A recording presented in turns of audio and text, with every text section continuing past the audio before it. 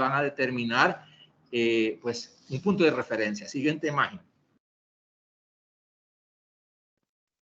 Hemos dicho de que la inflamación aguda se va a caracterizar, o sea, es corta. Acuérdense, chicos, por favor, la inflamación aguda es corta.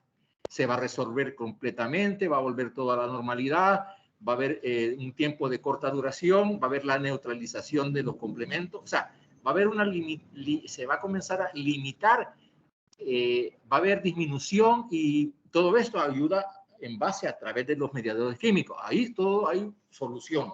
En este momento supuestamente se ha mejorado el paciente, pero el problema es que cuando este tipo de situaciones continúan, va a empezar a suceder situaciones tal como va a haber una curación mediante la sustitución de un tejido necrótico muerto.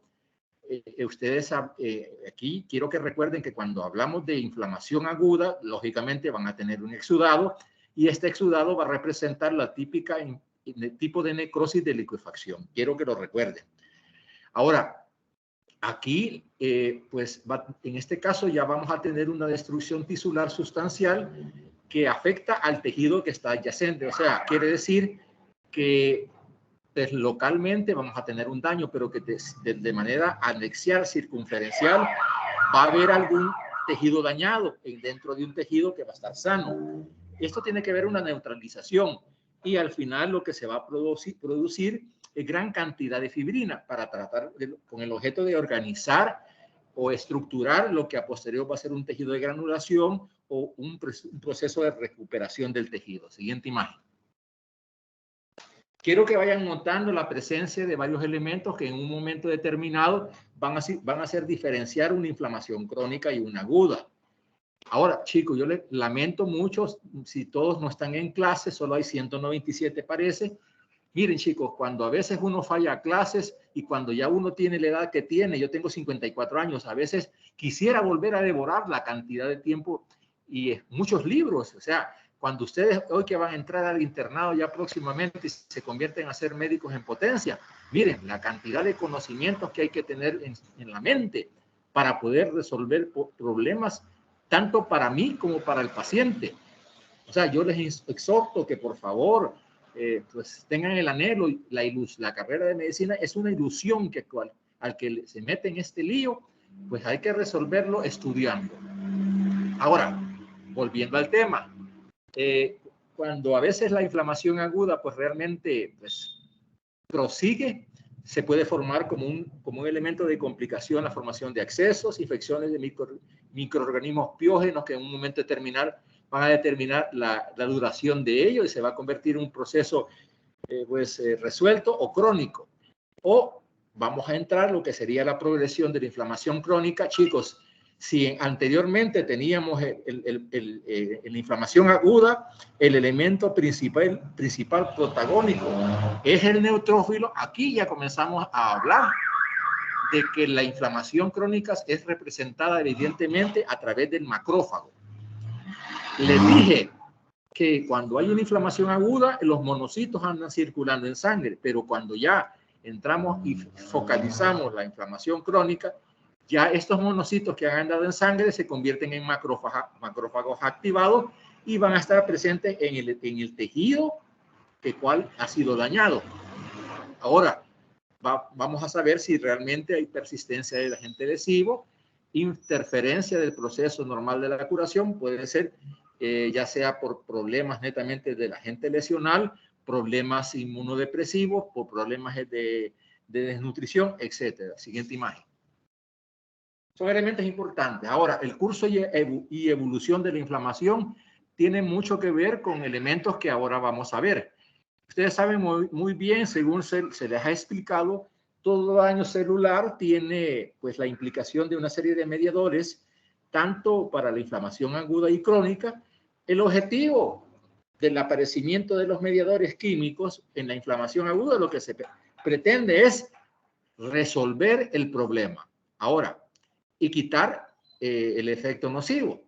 Ahora, ahí pues no hay problema, pero si esto persiste, al final lo que se pretende es, pues, este ejemplo típico sería alguien que tenga una colecistitis aguda, pues se convierte en una colecistitis crónica y al final un proceso, o pongamos el ejemplo de una úlcera de miembros inferiores. Ahí entraría lo que se pretende al final. Los procesos de úlcera de miembros inferiores son tan recidivantes que al final nos interesa que exista un proceso de regeneración y cicatrización. Este es el diagrama típico que nos va a permitir saber a dónde va una y otra. Ahora, sabemos que los mediadores a nivel de la inflamación aguda pues son realmente los que conocimos ayer. Ahora, los mediadores a nivel de la inflamación crónica pues van a ser un cierto modo un poco diferentes, porque predominantemente las etiologías en este tipo de inflamación en cierto modo va a ser diferente. ¿Por qué? Porque vamos a tener las micobacterias, vamos a tener hongos que en sí van a desarrollar otro tipo de mecanismos. Infecciones persistentes como los micobacterios, el VIH también, y elementos que en cierto modo cambian la morfología fisiopatológica. Siguiente imagen. Chicos y chicas, esto es importante. El día de ayer hablamos de la fisiopatología y fuimos de una manera específica, hoy vamos a lo general. Ya ustedes sabrán cuáles son los elementos indispensables para reconocer la inflamación aguda. Pero lo importante, así como cuando ustedes examinan un paciente y, por ejemplo, la típica faringoamigdalitis, macroscópicamente ustedes le dicen al paciente, abra la boca, le ven las amígdalas y ustedes ven evidentemente unas amígdalas extremadamente cholotonas, grandes, como dice un buen salvadoreño, llenas de pus, mucho dolor. Ya con lo que se les dijo el día de ayer, ustedes entenderán por qué tiene taquicardia, por qué tiene dolor, por qué tiene inflamación, por qué tiene edema, etc. Ahora ustedes, para poder diagnosticar esto, tienen que aprender a reconocer al enemigo. ¿Cómo se va a manifestar? ¿Cómo va a ser la apariencia?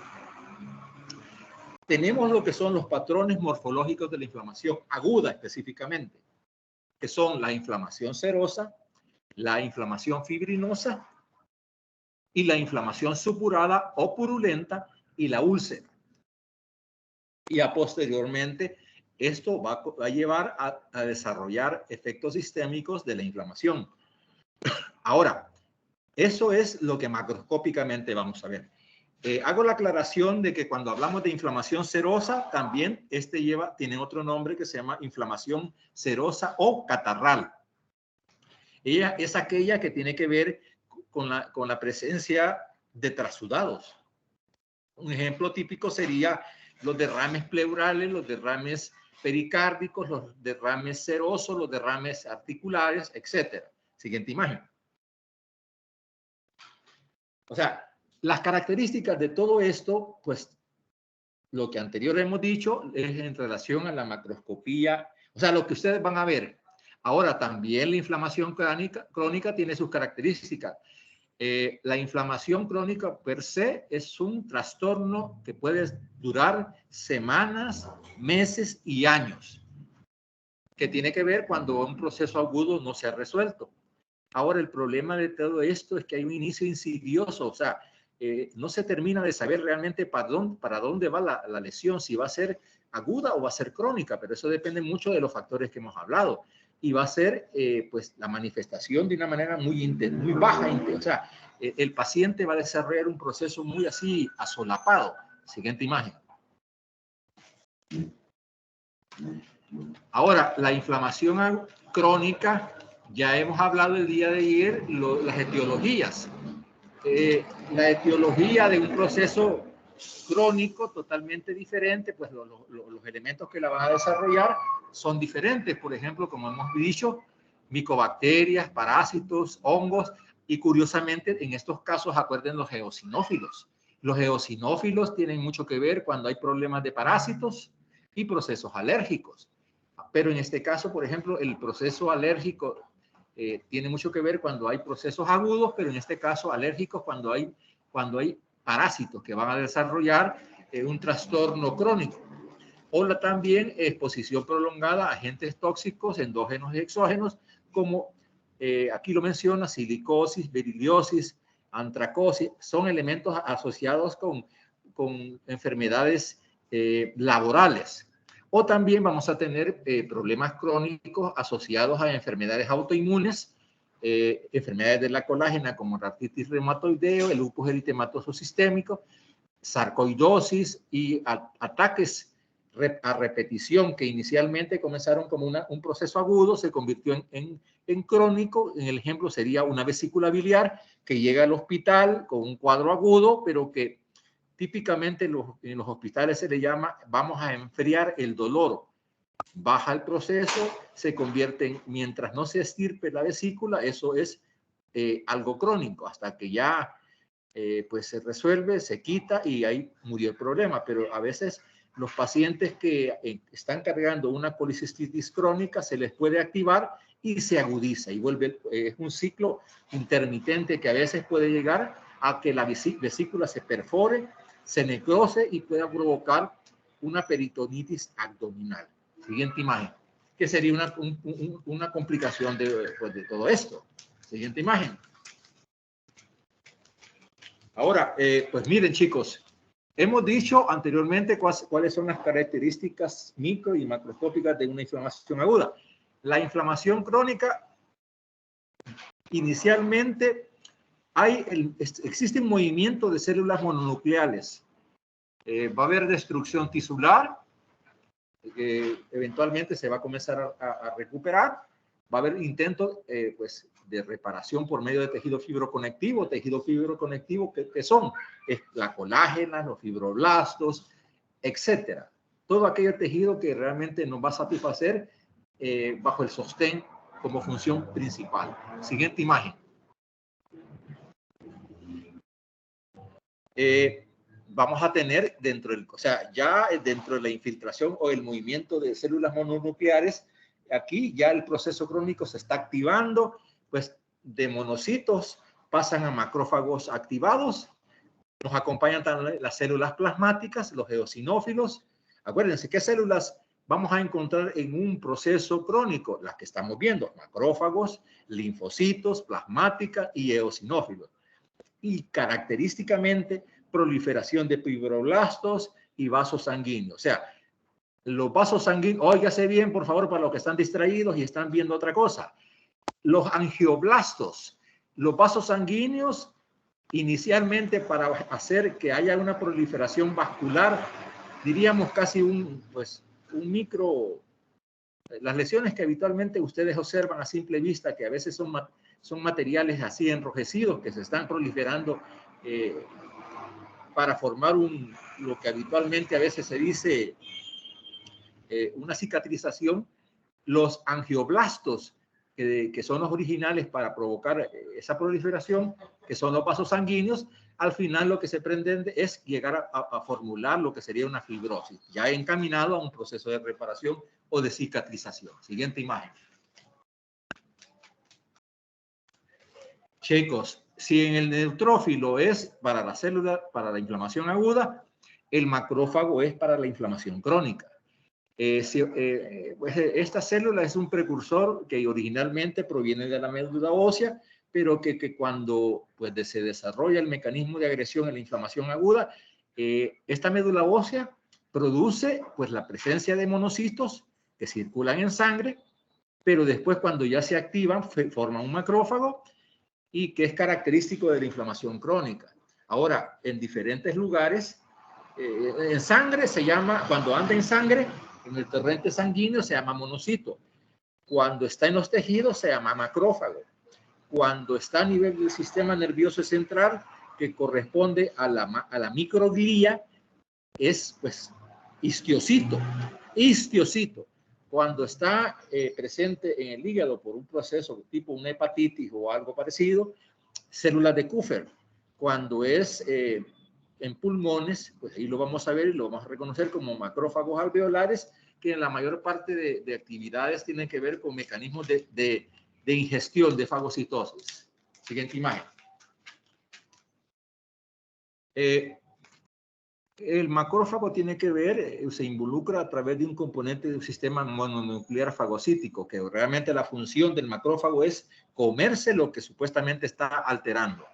Al mismo tiempo hay una extravasación, o sea, hay una hay una dispersión, hay una pues, diseminación de estas estructuras que van a provocar, óigase bien, moléculas de adhesión que tienen mucho que ver con los factores de coagulación, factores quimiotácticos, acuérdense de los factores de gradiente de gradiente de expresivo en cuanto a que los elementos se van a localizar en un lugar específico, el gradiente que lleva a que estructuras de gran presencia lleguen a un lugar específico, y pues también monocitos extravasados que van a permitir dirigirse a lugares distantes a través del macrófago activado que ya está en el tejido, o pues que se va diferenciando dependiendo del lugar donde está afectándose. O sea, de manera a distancia hay un mecanismo activante que llega al lugar. Por ejemplo, si lo tenemos en una meningitis o un proceso crónico a nivel de cerebral,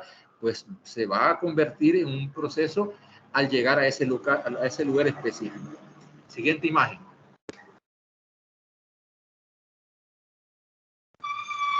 Aquí la activación micro o macrofágica, que es en sí comerse, es el objetivo del macrófago, fagocitar lo que realmente está afectando. Aquí va a depender del aumento del tamaño del factor lesional, va también a depender del aumento de la actividad de las lisosomas. O sea, los lisosomas son realmente estructuras enzimáticas que permiten que se englobe la estructura y se coma. Y a través del sistema fagocitario o histiocítico, pues se resuelva. También va a haber un aumento en la capacidad destructiva, o sea, el tejido se va, debido a las circunstancias anteriores, va a haber destrucción celular, pero que supuestamente va a haber recuperación. Va a haber secreción de sustancias biológicamente activas, por ejemplo, en el caso de que la inflamación pueden desaparecer, o en el caso pueden persistir si son crónicas. O sea, aquí es variable dependiendo en qué lugar se está escenificando, o sea, el paciente. Siguiente imagen. La persistencia o sea, el que persista o el que continúe un macrófago va a depender mucho, pues, la capacidad sostenida de los monocitos que provienen en el torrente sanguíneo y que se van a diseminar hasta llegar al lugar, pues, evidentemente, del proceso crónico. Volverles a reforzar el conocimiento que los monocitos circulan en sangre, y cuando ya está en sí el lugar a donde van a actuar, entran al tejido, a la organización de células, y ahí va a actuar de una manera ya de tipo de macrófago, para tratar en lo posible, ya debido a un proceso activo, desarrollar la solución. Siguiente imagen.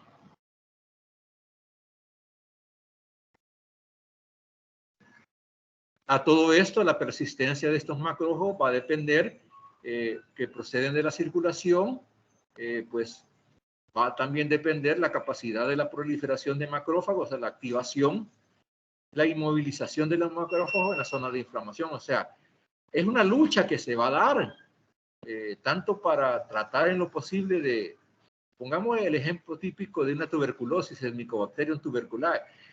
Los bacilos ácidos resistentes son los elementos por los cuales el macrófago ha sido desarrollado, y en ese caso la idea es de que el macrófago va a luchar contra ese microorganismo con el objeto de envolverlo, comérselo y desecharlo. Eso va a depender mucho, y también de muchos factores inmunológicos que son importantes. Aquí se incluye lo que sería, acuérdense, los diferentes tipos de inmunidad que reconocieron en aquel tiempo con transmisibles. Hablaron de las inmunoglobulinas, que no están, esa es la inmunoglobulina humoral, o sea, sino que también hablo específicamente la inmunidad de tipo, la celular, que tiene que ver con los linfocitos B y linfocitos T. Hay enfermedades que específicamente llegan hasta este límite de llegar de los linfocitos T y B, y específicamente, por ejemplo, en un proceso crónico inflamatorio, en el caso del virus de la inmunodeficiencia adquirida, los linfocitos T tienen que ver con este tipo de desarrollo inflamatorio, o sea que hay que tomar en consideración, con el objetivo de luchar y combatir la bacteria. o el microorganismo que esté alterando. Siguiente imagen.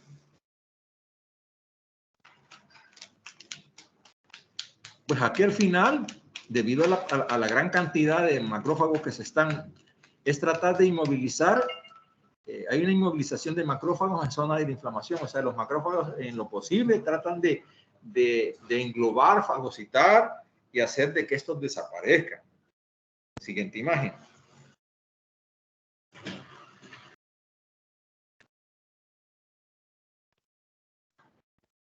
O sea, hasta aquí, si se dan cuenta, el protagonista principal es el macrófago. Y de ahí, pues, aquí lo que tenemos, chicos, esta es la imagen típica de, pues tiene,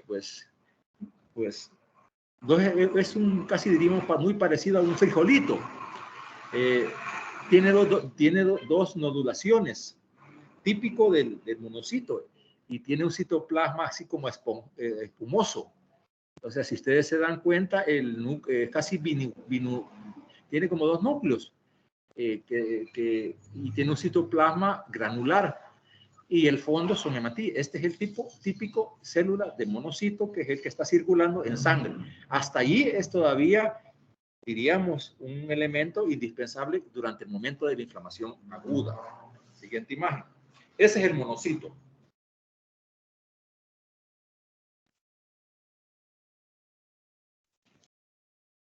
Esta imagen que ustedes ven es una vesícula. Una vesícula biliar, ustedes probablemente la recordarán, tiene una forma de casi como una pera, su cuerpo, su istmo y su conducto. Ahora, esto que ustedes están viendo acá ya corresponde no a un proceso agudo, es un proceso crónico.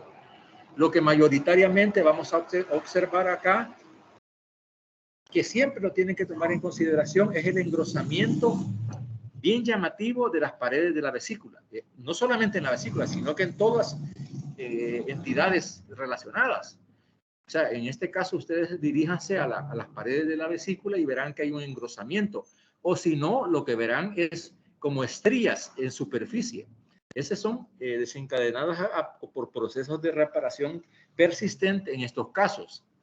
Si ustedes recuerdan a personas que han visto con úlceras de miembros inferiores, se darán cuenta de que las úlceras de miembros inferiores se caracterizan porque tienen bordes sobreelevados que se han producido por efectos de tratar en lo posible de provocar granulación y de cicatrización. Entonces, la imagen que ustedes ven acá es la típica de un proceso crónico, en donde mayormente se ve engrosamiento por la activación de los tejidos fibroconectivos, fibroblastos. Siguiente imagen. Dijimos que cuando tenemos un proceso inflamatorio crónico, vamos a tener la activación de esto que ustedes ven que son folículos linfoides. Estos son folículos, son nódulos, son así como globos que se ven dispersos, pero que en su interior están formando lo que es folículos linfoides, linfocitos que se activan cuando hay un proceso de una inflamación crónica. O sea, aquí lo que tenemos es inflamación crónica folicular, pero lo que quiero llamar la atención es que para que esto se desarrolle, para que se agrupen todos estos grupos de linfocitos, sucede una hiperplasia folicular, pero que tiene relación con un proceso de tipo crónico. Siguiente imagen. Y esto es lo que habitualmente ustedes toman en consideración cuando se palpan las axilas y hay crecimiento de los linfocitos. O sea, se ven que los ganglios linfáticos están aumentados por esas condiciones. Ahora, cuando existe un proceso crónico que está persistiendo, tenemos lo que habitualmente conocemos como la inflamación crónica granulomatosa. Es la persistencia, que es un tipo de inflamación crónica caracterizada por la formación de granulomas y la presencia de un macrófago modificado que se le llama célula epitelioide. O sea, el granuloma es una estructura que por definición casi diríamos que es una corona radiante. Es como ver un sol redondo. Es una corona radiante de células multinucleadas que en su alrededor, células epitelioides, que va a tener un componente inflamatorio de las células que hemos hablado. Va a haber macrófagos activados, histiocitos, linfocitos, células plasmáticas, eosinófilos y el componente de célula epitelial. Ahora, esto va a constituir lo que se llama granuloma. Hay dos tipos de granuloma, el granuloma inmunológico y el no inmunológico. El granuloma inmunológico es aquel típico, por ejemplo, la inflamación por micobacterias. Las micobacterias pues forman realmente un granuloma, pero hay algo característico que quiero que lo recuerden porque se lo voy a preguntar. El granuloma inmunológico es aquel, en el caso del ejemplo de la tuberculosis va a desarrollar un tipo de necrosis, que es la necrosis gaseosa. La necrosis gaseosa la vamos a ver en los granulomas inmunológicos, con todos los componentes que hemos dicho, pero que en su porción central hay una necrosis gaseosa, a diferencia del granuloma no inmunológico. El granuloma no inmunológico es aquel, el típico ejemplo es al cuerpo extraño. O sea, cuando usted, por ejemplo, tiene un cuerpo extraño, puede ser de una simple y sencilla estructura folicular, un pelo, o por ejemplo, alguien que se suturen y que el hilo no sea absorbible y se quede adentro y eso genere un cuerpo extraño. O sea, ahí se va a generar una inflamación crónica granulomatosa a cuerpo extraño o vamos a tener la inflamación crónica granulomatosa por una enfermedad, en este caso la tuberculosis. ¿Cuál es la diferencia de estos dos granulomas? La necrosis gaseosa. Esa es toda la diferencia. Y que van así como un mecanismo de reforzamiento a la inflamación crónica. O sea, es algo largo. Siguiente imagen. Allí ustedes tienen, pues, que un granuloma puede tener, pues diríamos, tres alternativas. Eso es algo que realmente va a ser de larga evolución. Puede tener la alternativa que va a persistir, va a haber una persistencia, va a progresar. O sea, progresar quiere decir, pues hay realmente una modificación dentro de las estructuras en el camino de llegar a mejorar el paciente. O va a cicatrizar.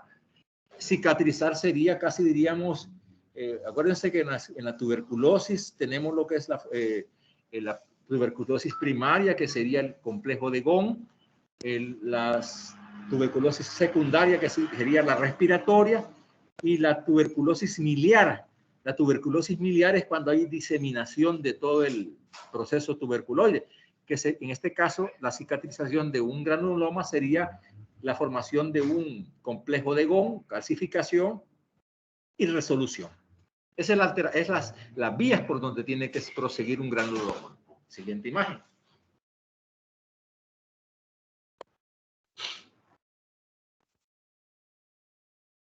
La etiología de un granuloma, pues, tiene diferentes magnitudes. Pueden ser por problemas infecciosos. O sea, aquí no hablamos de inmunológico o no inmunológico. De una manera general, tuberculosis, lepra, sífilis, actonimicosis, son hongos, brucelosis. También hablamos ya, lo anterior sería el inmunológico. Ahora aquí sería hipersensibilidad por enfermedades de la colágena, artritis reumatoidea, granulomatosis de Wegener, en pulmón, problemas alérgicos, cuerpos extraños y sarcoidosis como causas desconocidas. Aquí vamos a manejar los dos tipos de granulomas, tanto el inmunológico y no inmunológico. Que en muchos de los casos lo que va a ser el punto de diferencia va a ser la tipo de necrosis. Acuerden que estos elementos, la tuberculosis, la tipo de necrosis que ustedes conocieron en la ciencia celular, era la necrosis gaseosa. Pues, solamente decirles que la necrosis gaseosa, previamente para que se desarrolle la necrosis gaseosa, tiene que haber existido una necrosis coagulativa. Lógico. O sea, el tejido comienza a perder funcionalidad, no le llega suficiente oxígeno, se coagula y se convierte después en una necrosis de tipo gaseosa. ¿De acuerdo? Muy diferente cuando hablamos de una necrosis liquefactiva cuando es inflamación aguda.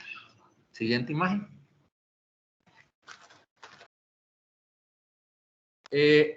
Chicos y chicas, pues aquí está lo que le puede ser como una pregunta de examen.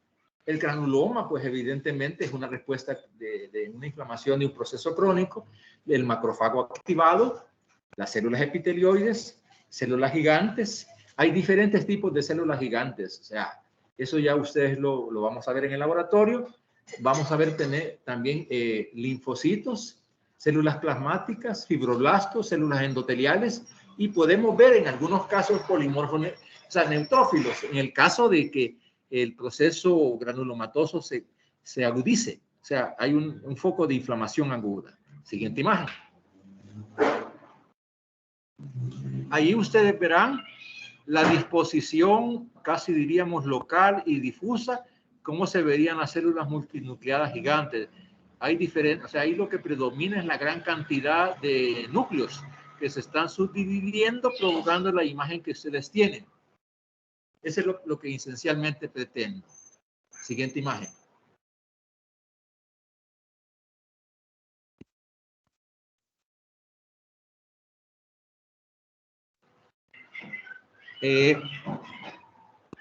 Los macrófagos van a tener diferentes cualidades. Vamos a tener un granuloma macrofágico que va a representar la imagen de que se está comiendo un elemento.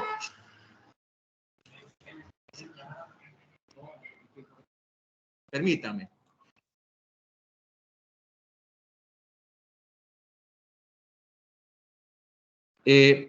Habitualmente el macrófago, que es el responsable de comerse algo, que en ese caso va a ser macrofágico, va a comer el granuloma. Habitualmente podemos ver en sí qué es lo que se está comiendo.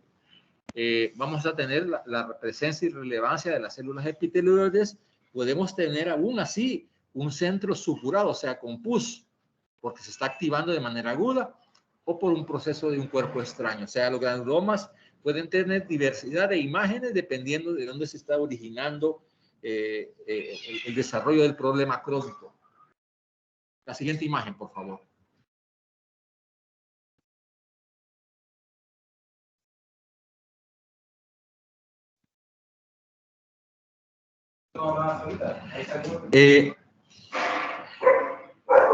Tenemos en esta imagen lo que sería una toxoplasmosis. La toxoplasmosis ya realmente ustedes sabrán que desencadena una reacción inmunológica. Vemos que está afectando en los ganglios linfáticos. Esta es la imagen de un ganglio linfático. Pero lo que yo quiero que ustedes vean es que vemos como unas lesiones nodulares. Esos son granulomas epitelioides. Son granulomas epitelioides que se están desarrollando por la presencia de este microorganismo. Siguiente imagen. Aquí tenemos un ejemplo, por ejemplo, lo que sería la fiebre tifoidea. Lo que vemos ahí, si ustedes se dan cuenta, es un tejido inflamatorio. Eso que ustedes ven de color rosado es necrosis fibrinoide. Es la fibrina que trata en lo posible y que se desarrolla en esos lugares.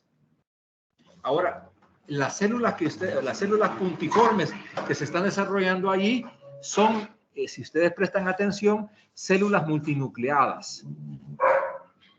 Células multinucleadas que se están desarrollando para dar pues, la formación a un granuloma en este caso. Permítanme un momentito, por favor, permítanme un momentito.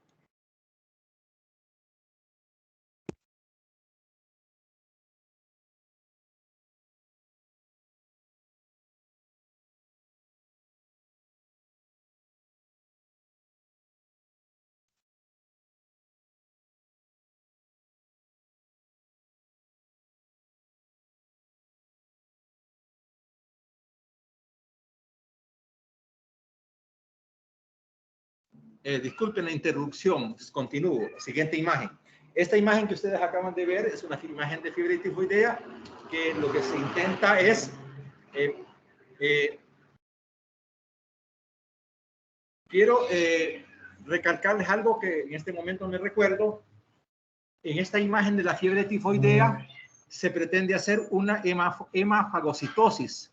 Una hemafagocitosis, que es lo que ustedes están viendo en la presencia de estas células gigantes que se ven allí, con el objeto de que están fagocitando el microorganismo que en ese caso está provocando sería la salmonela, que está desarrollando en ese componente inflamatorio. Siguiente imagen.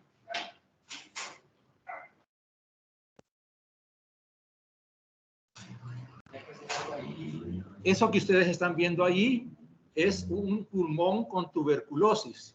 Allí ustedes están viendo, pues en la imagen de la derecha vemos un pulmón con un nódulo blanco bien delimitado. Esa es una necrosis gaseosa típica de un proceso de granulomatoso crónico. Y en el pulmón de la izquierda lo que vemos son lesiones puntiformes blanquecinas que corresponderían, diríamos, a una típica tuberculosis miliar.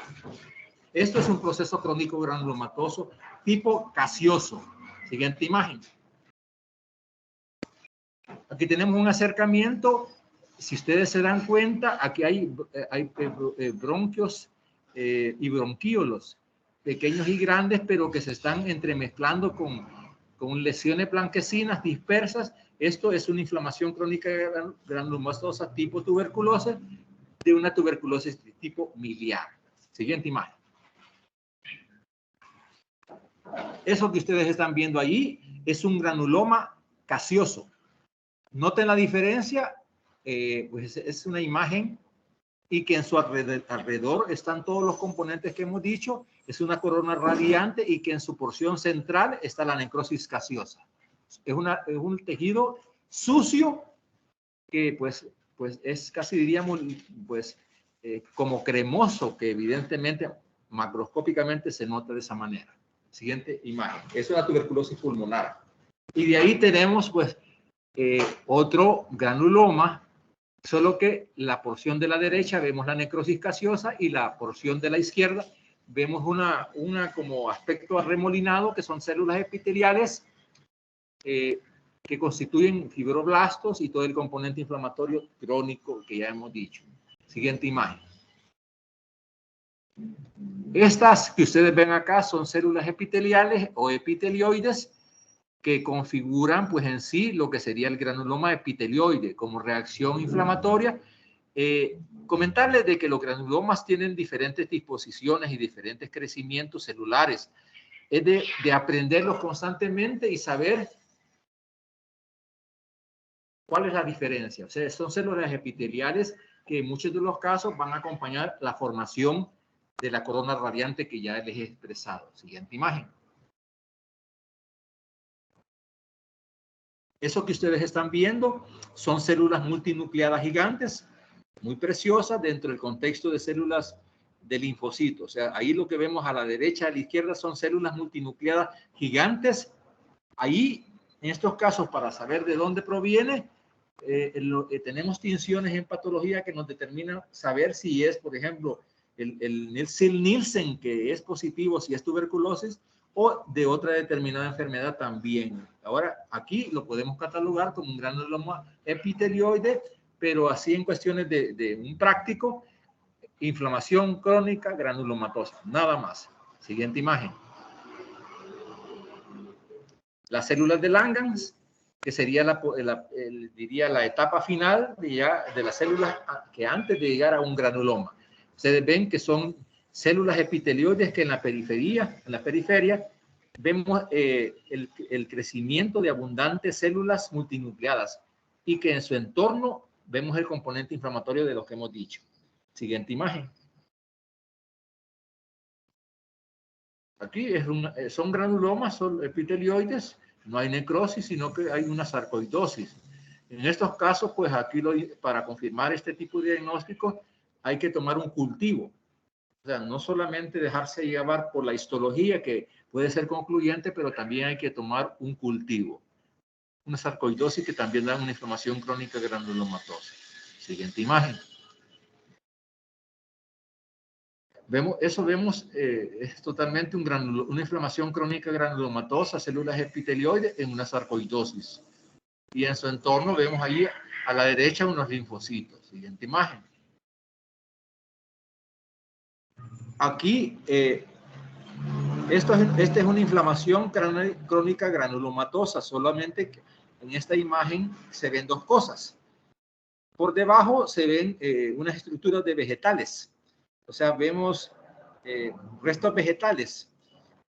Puede ser un simple trozo de un vegetal no digerido que hace provocar y se desarrolla como un cuerpo extraño, y vemos en la porción superior las células multinucleadas que se han producido en un entorno inflamatorio. Esto que ustedes ven es una inflamación crónica granulomatosa a cuerpo extraño, a cuerpos vegetales, y se genera la inflamación que también sería casi muy parecida cuando hay un granuloma de tipo inmunológico. Siguiente imagen. Volviendo al tema de los cuerpos extraños, pues la proliferación de células multinucleadas, ahí ustedes lo ven, solo que a la derecha lo que se ve evidentemente es un crecimiento del tejido fibroconectivo, y que al final pues hay que identificar cuál puede ser el cuerpo extraño. A veces probablemente puede ser un pelo, un cristal, etcétera. Siguiente imagen.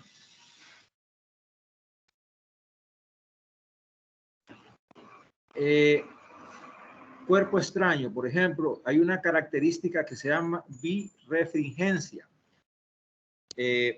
Cuando a veces existen los niveles altos de ácido úrico, los cuerpos de urato, a veces los cuerpos de urato se manifiestan, se evidencian.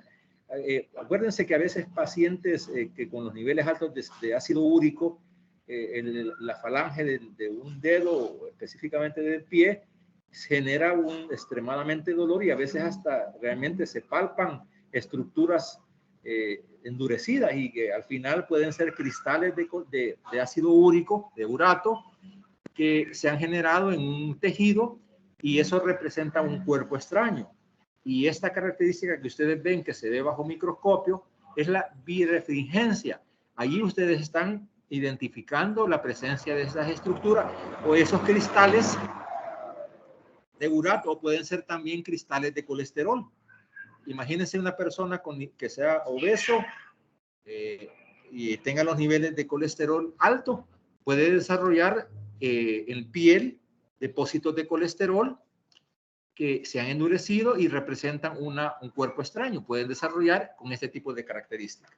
Siguiente imagen.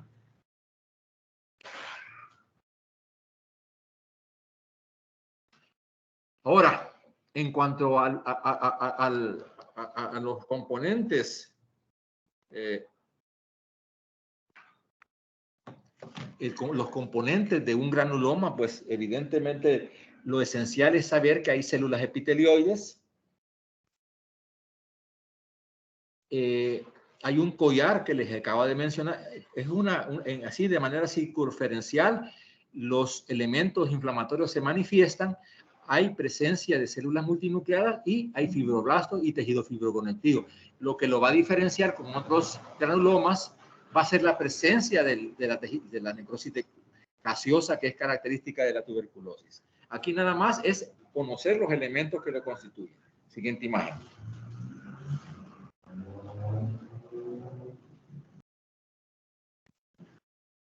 Hemos vuelto a decir que los granulomas se clasifican por un cuerpo extraño, pueden ser productos irritantes no digeribles, o pueden ser por un proceso inmunológico inmunitario debido a la relación que existe con las células T. Específicamente, la tuberculosis,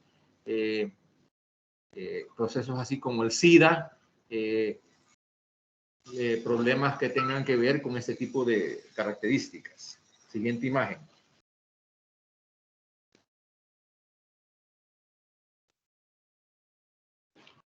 Siguiente imagen, por favor. Ahora, vamos a entrar a otra parte. Hemos hablado sobre cómo se va desarrollando y cuáles son los elementos que toma mando la inflamación crónica, pero que también, y hemos dicho de que la inflamación crónica se caracteriza esencialmente porque hay un engrosamiento por proliferación del tejido fibroconectivo, y de esa manera lo vamos a reconocer.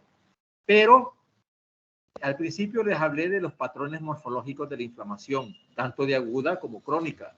Ahora, dijimos que uno, para que usted pueda identificar lo que está viendo, el paciente le está diciendo que tiene fiebre, que le dice que tiene taquicardia, que tiene edema, que tiene mucho dolor, pero que usted tiene que identificar a dónde existe el proceso inflamatorio, agudo en su caso.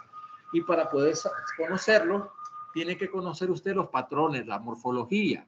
La inflamación serosa, o también llamada inflamación catarral, es cuando tenemos la salida de un líquido procedente de suero o secreción de las células mesoteliales. En este caso puede ser un derrame peritoneal, pleural, pericárdico, articular o ampollas, quemaduras, pleuritis. Siguiente imagen. Eso que ustedes tienen allí es una inflamación serosa o catarral. Aquí estamos hablando de trasudado. Este tipo de inflamaciones serosas o catarrales tiene que ver con la descripción de lo que es un trasudado. El interior es un líquido transparente con una densidad abajo de 1012, pero que aquí no hay proteínas, o sea que no hay ningún foco de inflamación piógeno bacteriano. Y pues esto, el típico, yo creo que quien de ustedes no ha tenido varicela y se han producido en su cuerpo ampollas en donde en su interior hay un líquido seroso, o quien de ustedes no se ha quemado con una plancha, ha provocado eso que usted ha tenido, se llama inflamación serosa o catarral. Y la ampolla subepidermal que usted está viendo es la típica como ejemplo. Siguiente imagen. Ese es un ejemplo de un derrame pleural. Es una inflamación serosa porque tiene que ver con la presencia o la constitución de células. Ahí lo que usted tiene son membranas mesoteliales. El pericardio o el peritoneo en sí es un componente mesotelial. Y en este caso hay un trasudado típico de esta zona. O sea, aquí tenemos una inflamación serosa o catarral. Siguiente imagen.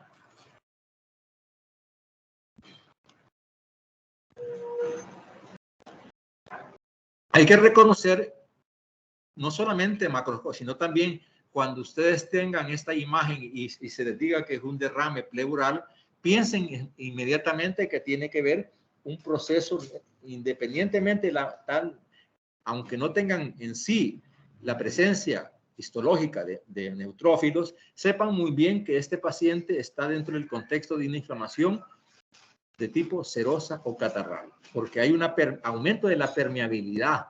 Puede ser que en estos momentos hay la iniciación de todos los mecanismos que hemos estado describiendo en la clase anterior. Siguiente imagen.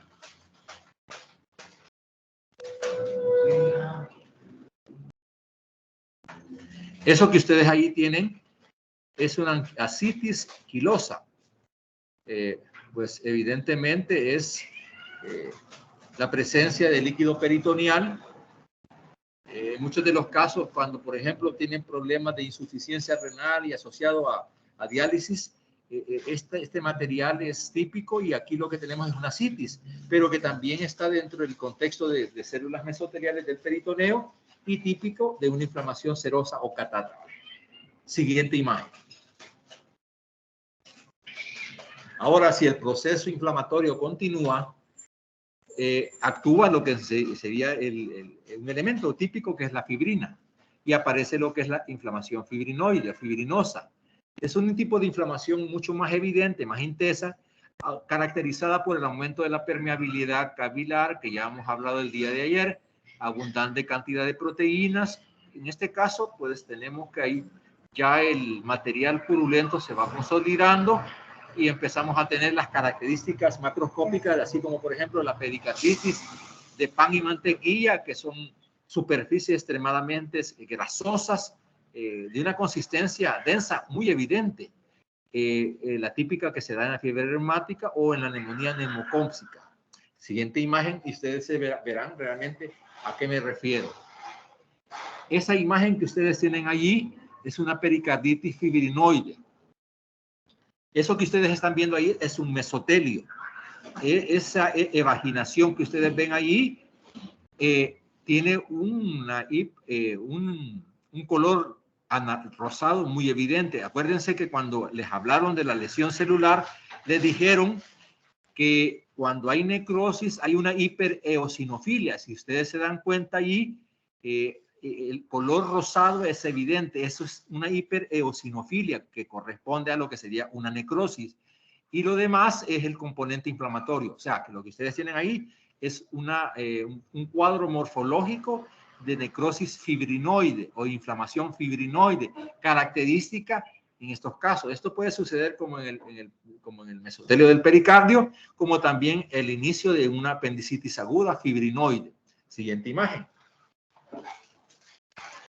Ya vemos la imagen macroscópica, que es totalmente compatible con las características anteriores, que se ve que es un material, pues casi diríamos como el aspecto de una mantequilla.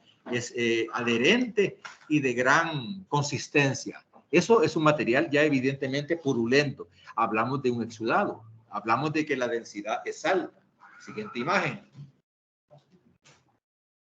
Vemos que no tanto, o sea, ahí es un material muy adherente que hace de que se dificulte entre la separación del pericardio con el corazón. Si ustedes se dan cuenta, se ven como que telarañas que se están desprendiendo a la hora de separar el corazón del pericardio. Eso es una pericarditis fibrinoide muy parecida a la que se puede dar con otros órganos, como en el ejemplo de una apendicitis.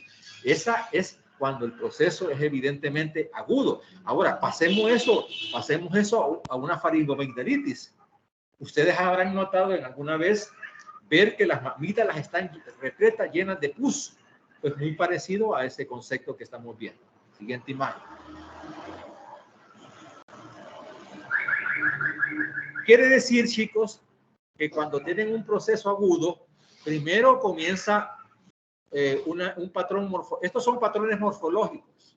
Es lo que ven a simple vista. Primero comienza como una inflamación serosa o catarral. De ahí viene la inflamación fibrinoide y de ahí aparece la siguiente cuadro, que sería la inflamación supurada o purulenta. Es cuando ya existe marcada evidencia de una inflamación caracterizada por la presencia de un pus, un exudado purulento manifiesto. Muchos neutrófilos, células necróticas y edema. Aquí lo que tenemos es lo que conocimos en la necrosis de liquefacción. Y en este caso es producida por microorganismos que provocan supuración, o sea, piógenos purulentos. O sea, son bacterias que van a producir gran cantidad de un material piógeno. Siguiente imagen. Esto es algo progresivo. Ahora, viene la siguiente imagen y se van a dar cuenta realmente de la realidad. Aquí lo que vemos es un riñón en donde hay una pielonefritis purulenta. O sea, probablemente alguien se verá, la diseminación más frecuente en las infecciones de vías urinarias es a través ascendente, más que todo predominantemente en el sexo femenino. Aquí vemos que ya a nivel de los túbulos renales, el intersticio renal, vemos pues eso que ustedes ven en la porción central de la imagen, neutrófilos, evidente que hacen confirmar una pielonefritis purulenta. Siguiente imagen.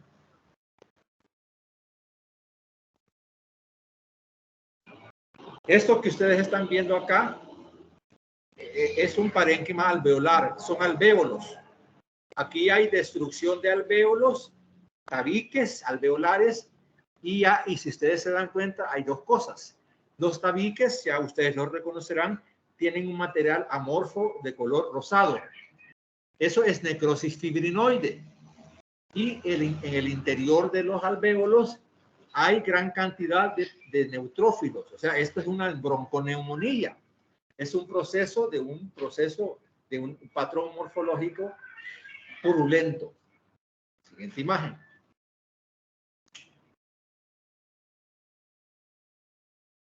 Eso es una meningitis. O sea, es un proceso extremadamente agudo. Aquí lo que vemos que en la superficie de todo el contexto del cerebro vemos un material amorfo, espeso, de color verdoso, que es la típica característica de este patrón morfológico. Ya con solo el hecho de ustedes ver, confirman que es una inflamación aguda. Siguiente imagen. Un acercamiento. Ahí ustedes tienen el quiasma óptico con gran cantidad de un material pues espeso, probablemente fétido, maloliente, de una densidad arriba de 1020. Una meningitis purulenta. Siguiente imagen. El cuadro de una apendicitis aguda, o sea, la apendicitis aguda tal como habitualmente se desarrolla, pues también puede seguir los pasos que han tenido los cuadros morfológicos descritos. Puede haber una apendicitis aguda catarral o serosa, puede haber una apendicitis con inflamación fibrinoide o ya en este caso apendicitis aguda purulenta, en donde hay una extensa necrosis de tipo licuefactiva. Siguiente imagen. Vemos un corazón con una pericarditis purulenta evidente, que en su extensión, pues evidentemente lo que vemos es, pues aparte de que se ve con mucha infiltración grasa, vemos el material purulento en los extremos. Siguiente imagen.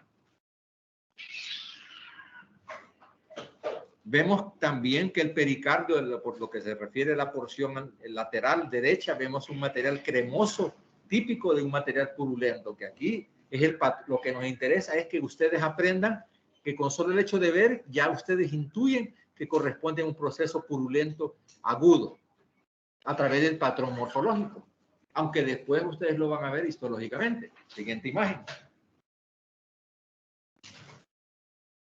Ahora, dentro del contexto de las inflamaciones agudas y cuadros morfológicos, tenemos lo que sería la inflamación membranosa o pseudomembranosa. Chicos, por favor, cuando hablamos de inflamación membranosa o pseudomembranosa, esto quiere decir cuando las estructuras de ese material purulento están adheridas a un órgano y cuando esas estructuras no permiten que se quite, o sea, cuando hay una adherencia firme, eso es cuando son membranas verdaderas. Y cuando son membranas falsas, es cuando el material purulento se desprende.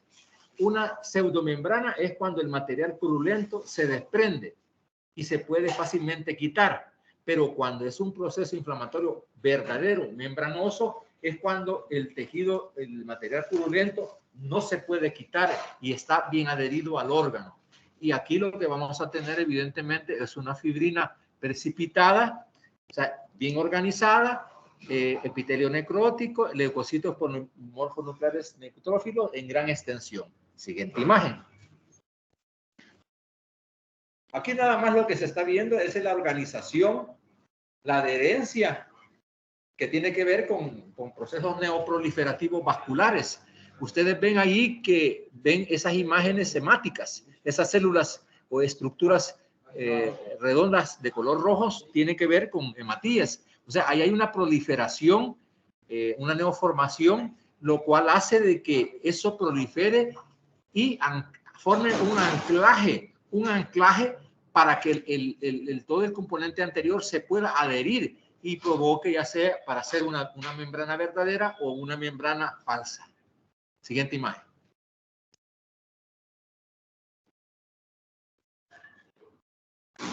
Eso que ustedes ven allí es un segmento de colon, intestino. Ustedes ven allí gran cantidad de depósitos de color, tal como hemos dicho, que es un proceso agudo. Eso es una colitis membranosa. O sea, son placas adheridas de un material purulento fibrinoide que están altamente pegadas a la superficie de la mucosa del intestino. Esos son membranas verdaderas. Ahora, si esas membranas fácilmente se pueden quitar, eso se convertiría en el concepto de una pseudomembrana. Eso quiero que por favor ustedes lo tengan en consideración. Siguiente imagen. Ahí está en esta la imagen de una colitis pseudomembranosa. Es casi diríamos si ustedes ven, evidentemente lo que se ve es un color rosado de necrosis. Eso es fibrina. Lo que está en superficie es fibrina. Ahí lo que existe es una pseudomembrana ¿Por qué? Porque si ustedes notan, hay un desquebrajamiento, o sea, se ha desprendido en capas, y lo que hace de que sea una estructura que fácilmente se pueda desprender. Eso es una colitis pseudomembranosa. Siguiente imagen. Bueno, hemos tenido primero la inflamación. Miren, aquí chicos, lo importante es la secuencia. Primero es la inflamación serosa o catarral, después la fibrinoide, después la purulenta. Ahora, si ustedes no delimitan o identifican bien el cuadro inflamatorio, el problema es que va a aparecer la formación de un absceso. Aquí es una colección localizada de pus y va a ser inicialmente producida por microorganismos que supuran o producen pus por bacterias piógenas. O sea, es, diríamos, una complicación secundaria al proceso que no se ha sabido obstaculizar. O sea, y va a depender mucho también de los factores de riesgo. Siguiente imagen. Ya ustedes ven acá accesos pulmonares de diferente tamaño que se están localizando en toda la extensión del pulmón, provocando lo que serían accesos pulmonares, pues, y evidentemente podría ser esto, como lo hemos dicho anteriormente, desarrollado cuando ya es una coagulación intravascular diseminada, cuando ya hay un fallo multiorgánico, cuando hay una coagulación intravascular diseminada, fallo multiorgánico, en donde un paciente tiene sepsis, pues probablemente vamos a tener estos problemas de accesos pulmonares. Siguiente imagen. Miren qué preciosos. Esos son accesos hepáticos. Alguien que esté en un fallo multiorgánico, una sepsis, vamos a tener esas lesiones. Eso que ustedes tienen es una necrosis de liquefacción. Son, si ustedes esto se puede hasta confundir con una neoplasia, porque son estructuras pues evidentemente amorfas, mal delimitadas, que parecen, y al final es un material en putrefacción, o sea, llega a producir que el tejido fácilmente se desarrolle putrefacción porque hay mucha necrosis debido a un proceso agudo que se ha convertido en un exceso. Siguiente imagen. En esa misma sepsis, en esa diseminación sanguínea, miren lo que ha sucedido, un acceso cerebral. Evidentemente, pues aquí es un fallo multiorgánico, hay alteraciones hepáticas, pulmonares y cerebrales. Siguiente imagen. Muchas gracias por su atención. Espero que a través de los cuadros morfológicos, como se ve una inflamación, y saber de que el elemento indiscutiblemente principal en la inflamación aguda es el neutrófilo, el macrófago en la crónica, así ustedes van a poder identificar en su momento oportuno para tener un tratamiento oportuno. ¿Alguna pregunta, alguna curiosidad, alguna queja o todo bien?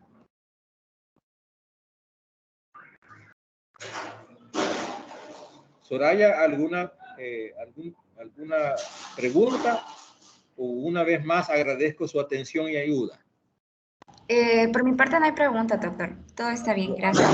Aquí lo importante es saber identificar la morfología macroscópica de una simple, o sea, cualquier órgano, tomando el ejemplo de una faringomidalitis, ustedes lo van a ver, una faringomidalitis puede tener todos estos cuadros morfológicos hasta llegar a un acceso.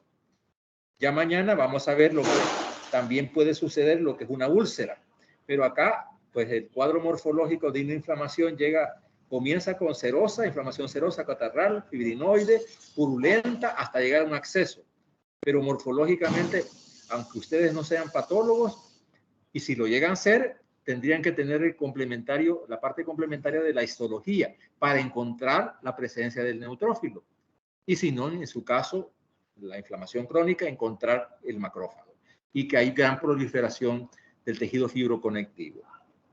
Eso sería la diferencia, y creo que, pues no sé si habrá una vez más alguna curiosidad, una pregunta o algo que les llame la atención o un comentario. Si no, nos vemos el día de mañana para terminar el tema.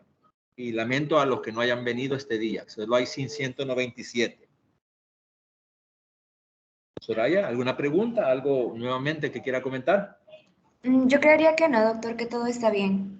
Bueno, fabuloso. Ahí me les transmite el documento a los compañeros que les envié. Creo que les puede servir mucho para complementar el tema. Y nada más, ha sido un gusto. Pórtense bien. Ya estamos por llegar a fin de semana, pues hay que descansar. Por lo menos yo descanso bastante. Yo no sé, ustedes tienen que ir al turno, tienen que ir al hospital, pues hay que sacrificarse. Esta carrera es de mucho sacrificio para después más o menos gozar. Nada más. Gracias, doctor. Gracias, doctor. Gracias, doctor. Pórtense bien, chicos. Hasta mañana. Cuídense. Hasta luego. Gracias, doctor. Gracias, doctor. Gracias, doctor. Gracias, doctor. Gracias, doctor.